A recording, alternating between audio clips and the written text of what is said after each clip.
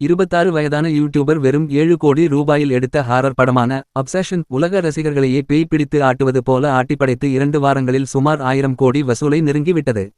$1 million குறைவான பட்ஜெட்டில் எடுக்கப்பட்ட படமான அப்சஷன் $100 மில்லியன் ரூபாயை ஈட்டி மிகப்பெரிய பாக்ஸ் ஆபீஸ் சாதனையை படைத்துள்ளது. வெள்ளிக்கிழமையான நேற்று இந்தியாவில் இந்த படம் வெளியான நிலையில், அப்படி என்ன இந்த படத்தில் உள்ளது, நாம பார்க்காத காஞ்சனாவா, சந்திரமுகியா என போய் பார்த்தால் அந்த படத்தின் நாயகி நிக்கி கதாபாத்திரத்தில் நடித்துள்ள நடிகை இண்டி நவரட்டாவின் இந்த நவரட் நடிப்பு தான் உலகளவில் ரசிகர்களை இந்த படத்தை பார்க்க தியேட்டர்களுக்கு வரவழைத்துள்ளது. வரம் என்றாலே வரமல்ல, அது ஒரு சாபம் தான் என்கிற மையப்புள்ளி கதையை வைத்து இப்படியொரு ஹாரர் படத்தை கர்ரி பார்கர் உருவாக்கியுள்ளார். படத்தில் உள்ள நிறைகள் மற்றும் குறைகள் குறித்த விரிவான விமர்சனத்தை இங்கே பார்க்கலாம் வாங்க. அப்சஷன் என்றால் பேய் பிடித்து ஆட்டுவது என்று பொருள். கர்ரி பார்கர் இயக்கத்தில் உருவான இந்த படத்தில் பியர் எனும் ஹீரோ கதாபாத்திரத்தில் மைக்கேல் ஜான்ஸ்டன் நடித்துள்ளார். நிக்கியாக இண்டி நவரட்டா மிரட்டியுள்ளார். தன்னுடன் பணியாற்றும் நெருங்கிய தோழி மீது பியருக்கு காதல் இருந்தாலும் அதை வெளிக்காட்ட முடியாமல் தவித்து வருகிறார். சில முறை முயற்சித்தும் அவரால் சொல்ல முடியவில்லை. மாந்திரீக பொருட்கள் விற்பனை செய்யும் இடத்துக்கு செல்லும் பியர் அங்கே ஒன் விஷ் வில்லோ எனும் ஸ்டிக் போன்ற பொருளை வாங்குகிறார். ஜிகினா கவர் சுற்றிய பெரிய புல்லட் பட்டாஸ் போல இருக்கும் அந்த பொருளை உடைத்து என்ன வரம் கேட்டாலும் கொடுக்குமாம். ஆனால் ஒரே ஒரு முறை தான் வரம் கேட்க வேண்டும். நிக்கியை ரொம்பவே காதலித்து வந்த பியர் எப்போதுமே நிக்கி என்னை மட்டுமே காதலிக்க வேண்டும் என இந்த பொருளின் மீது பெரிய நம்பிக்கை இல்லை என்றாலும் ஒருவேளை நடந்து விடாதா என்கிற நப்பாசையால் கேட்க அந்த வரம் அவருக்கு எப்படி சாபமாக மாறியது என்பது தான் இந்த அப்சஷன் படத்தின் கதை. ரொம்பவே கூச்ச சுபாவம் மற்றும் உள்ளுக்குள் அதீத பயம் கொண்ட நபராக பியர் கதாபாத்திரத்தில் கடைசியாக துப்பாக்கியால் சுட்டுக்கொண்டு சாக கூட பயப்படும் கதாபாத்திரத்தில் மைக்கேல் ஜான்ஸ்டன் யதார்த்தமாக நடித்துள்ளார்.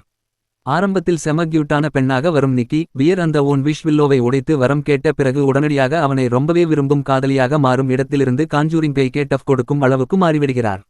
பியர் வீட்டுக்கே வரும் நிக்கி பியரை விட்டு ஒரு கணம் கூட பிரிய மாட்டேன் என்பது போல நடந்து கொள்வதை பார்த்ததும் கொஞ்சம் கொஞ்சமாக தனது விஷ் தான் நிக்கியை இப்படி மாற்றிவிட்டதா என்பதை அறிந்து அப்செட் ஆகிறார் பியர். எழுந்து பாத்ரூம் கூட போக விடாமல் எங்கே டார்லிங் போற என தூக்கத்தில் இருந்து சட்டென எழுந்து கேட்பது முதல் என்னை விட்டு எங்கடா போற என சந்திரமுகியாக மாறும் இடமெல்லாம் தியேட்டரில் ஒரு சிரிப்பு சத்தம்தான். பேய் படங்களுக்கே உரித்தான ஜம்ப் ஸ்கேர் திகிலூட்டும் காட்சியும் ஒன்று இந்த படத்தில் தரமான சம்பவமாக நொடிப்பொழுதில் நடந்து பார்வையாளர்களை பயமுறுத்துகிறது.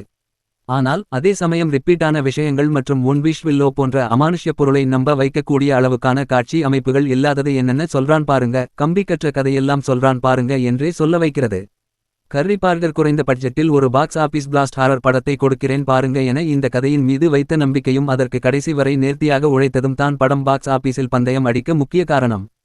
ஹீரோவை விட ஹீரோயின் இண்டி நவரட்டாவின் கொஞ்சல், கோபம், பயமுறுத்தும் ஆக்ஷன், ஹீரோ ஏதாவது பேய் ஓட்டும் முயற்சியில் ஈடுபட்டால் தன்னை தானே தாக்கிக் கொண்டு இரத்த காயங்களுடன் இருப்பது, ஹீரோவின் நண்பர்கள் தலையிட்டால் போட்டு தள்ளுவது என மிரட்டி விடும் காட்சிகள் படத்திற்கு பெரிய பிளஸ் ஆக உள்ளது.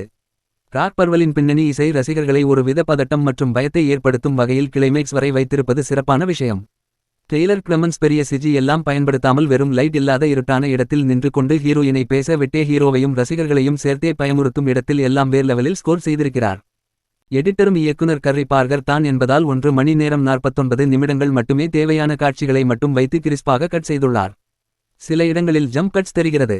பெரிய திரையில் படத்தை பார்க்கலாம் என்று தியேட்டருக்கு சென்ற நிலையில் படம் முழுவதும் பட்ஜெட் காரணமாக குட்டி பாக்ஸ் வடிவத்தில் உருவாக்கியுள்ளார்களா என்கிற உணர்வு கடுப்பை கிளப்பியது. 7 கோடி பட்ஜெட்டில் எடுக்கப்பட்டு 1000 கோடி வசூல் வந்துள்ளதே அந்த அளவுக்கு பயங்கரமான பேய் படமா என்றால் அப்படியெல்லாம் இல்லை. இதைவிட தமிழில் அந்நியன், சந்திரமுகி, காஞ்சனா உள்ளிட்ட பல படங்களை பார்த்து விட்ட நிலையில் அந்த விஷயத்தில் சற்று ஏமாற்றம் தான். ஈவில் டெட் படங்களின் கான்செப்டும் கிட்டத்தட்ட இந்த படத்தை போலத்தான் இருக்கும். பேய் பிடித்த பெண்கள் சட்டென பேய் பிடிக்காதவர்கள் போல பேசி அதன் பின்னர் சுயரூபத்தை காட்டியிருப்பார்கள். பெரிதாக ஆபாச காட்சிகள் இல்லை என்றாலும் இன்டர்வெல் விடுவதற்கு முன்பாக ஹீரோயின் ட்ரெஸ்ஸிலேயே இன்டர்வெல் போவது எல்லாம் அருவருப்பாகவே இருந்தது. குழந்தைகளுடன் படத்தை பார்ப்பதை தவிர்த்து விடுங்கள். இந்த மாதிரி நிகழ்ச்சி இதுக்கு முன்னாடி நிறைய நடந்திருக்குது. ஆனால் இதுதான் ஃபர்ஸ்ட் டைம்.